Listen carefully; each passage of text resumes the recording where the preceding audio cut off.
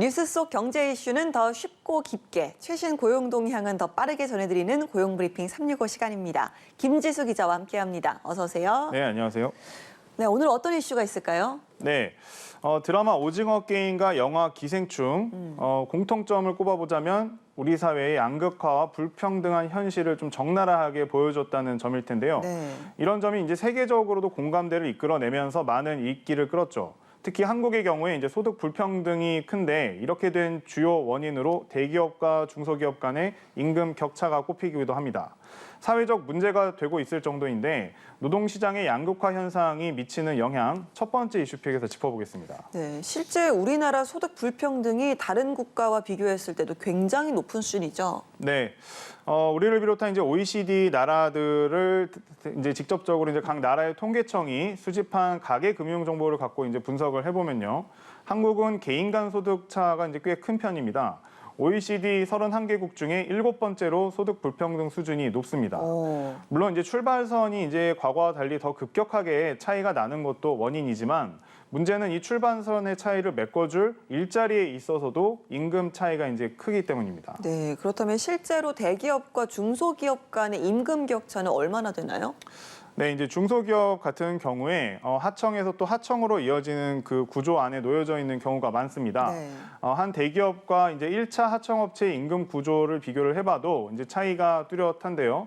어떤 대기업 완성차 업체의 임금은 한 달 평균 약 604만 원인데 비해서 1차 하청업체는 약 390만 원으로 격차가 크게 벌어집니다. 그런데 이제 다시 또 하청에서 하청, 그러니까 2차로 내려가면 월급은 더 줄어들어서 240만 원까지 내려가게 되고요. 3차 이상은 220만 원으로 격차가 이제 점점 벌어져서 도급 구조의 최하단 업체는 이 완성차 원청 업체의 임금의 36%에 불과한 거죠. 예, 이렇게 원청과 하청 현장에서의 임금 체감도가 확 느껴지는데요. 자, 평균적인 임금 구조를 살펴보면 어떻습니까? 네, 일단은 지난해 그 300인 이상 그 기업의 월 평균 임금은 580여만 원으로 300명 미만 기업보다 2배 가까이 많았습니다. 임금 인상률도 대기업이 3%포인트 더 높았는데요. 다른 나라와 비교를 해봐도 임금 격차가 더 도드라집니다. 직원 4명 이하 기업에 비해 대기업 임금이 얼마나 더 많은지 분석을 해보니 미국은 1.2배, 일본은 1.5배, 프랑스는 1.6배였는데 한국은 3배 차이가 났습니다. 예, 역시 좀 한국의 격차가 크네요. 그런데 차이가 나는 거 이것뿐만이 아니죠. 고용 안전성도 마찬가지 아니겠습니까? 네, 맞습니다. 중소기업 같은 경우에 고용 불안이 이제 고질적인 문제로 꼽히기도 하는데요. 원청 노동자들의 경우 물량이 이제 급격히 줄거나 생산품이 단종이 돼도 그 그룹 내에서 다른 곳으로 배치가 될 수 있죠. 하지만 이제 하청 기업의 노동자들은 아예 일자리 자체가 사라지는 일이 빈번하기 때문입니다. 네, 이렇다 보니까 대기업과 중소기업 간의 근속 기간에도 차이가 있을 수밖에 없겠네요. 네, 일단 고용노동부에 따르면 지난해 상반기 기준 중소기업의 비정규직 임금은 대기업 정규직의 45% 수준이었고 대기업 근로자의 근속 기간은 중소기업보다 2.3배 길었습니다. 이뿐 아니라 이제 국민연금 가입률 등 근로 환경과 복지 수준에서도 대기업 근로자가 1.5배 높았고요. 또 중소기업은 인사와 노무 역량이 취약해서 전체 사업체의 61%가 적절한 임금 체계를 갖추지 못하는 등 어떤 전반적인 환경에서도 차이가 좀 뚜렷하게 나타났습니다. 네, 이렇게 대기업과 중소기업 간의 임금부터 또 환경 격차까지 벌어지다 보니까 이 청년 구직자들이 대기업을 선호하는 현상도 당연하게 생각이 되네요. 네, 맞습니다. 사실 취직이 어렵다, 일할 곳이 없다. 이 말을 좀 자세히 살펴보면 내 눈높이와 맞지 않는 곳들만 있다. 이런 해석도 사실 가능합니다. 네. 고용노동부에 따르면 적극적인 기업의 구애에도 채우지 못한 미충원 인원은 18만 5천 명, 미충원율은 15.4%를 기록했는데요. 미충원 인원 자체가 15만 명을 넘어선 것은 2010년 이후 처음이자 역대 최대치입니다. 이렇다 보니 이제 기업은 인력난, 청년은 취업난을 호소하는 어떤 극심한 일자리 미스매치 현상은 이제 한국의 병이다, 한국병이다, 이제 이런 말까지 나오고 있죠. 한국병. 자, 예. 이렇게 대기업과 중소기업 간의 복지부터 임금 격차를 개선하지 않고는 근본적인 이런 일자리 해결도 좀 어렵지 않을까 싶네요. 네, 맞습니다.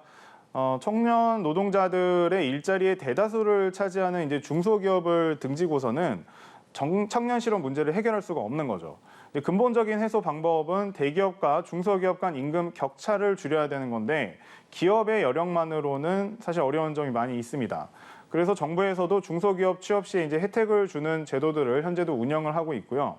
이 외에도 고용의 질 회복을 위한 좀 적극적인 방안 마련이 필요해 보입니다. 알겠습니다. 자, 두 번째 이슈픽 어떤 소식이 있을까요?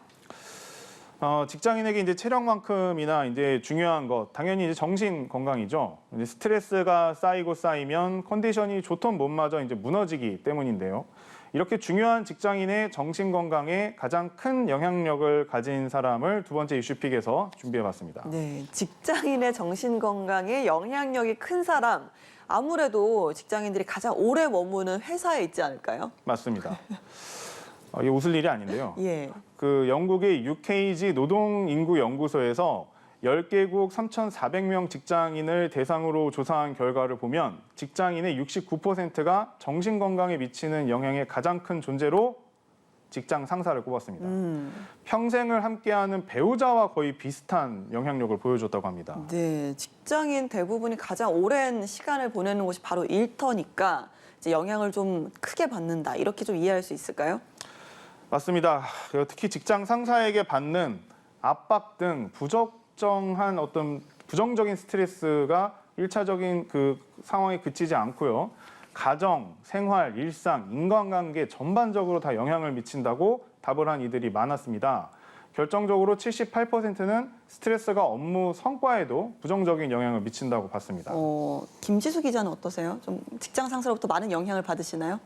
저는 최대한 멀리 하고 있습니다. 네, 그래서 웃을 일이 아니다라고 말씀하신 거군요. 저도 웃고 싶어서요. 알겠습니다. 네. 자, 이 말인즉 직장 상사와 관계가 개선이 된다면 김지수 기자처럼 최대한 멀리하지 않고 업무 효율도 가정 생활도 일상도 평화로워진다는 건데 이게 개선이 그렇게 쉽진 않잖아요. 그렇죠. 사실은 쉬운 일은 아닙니다.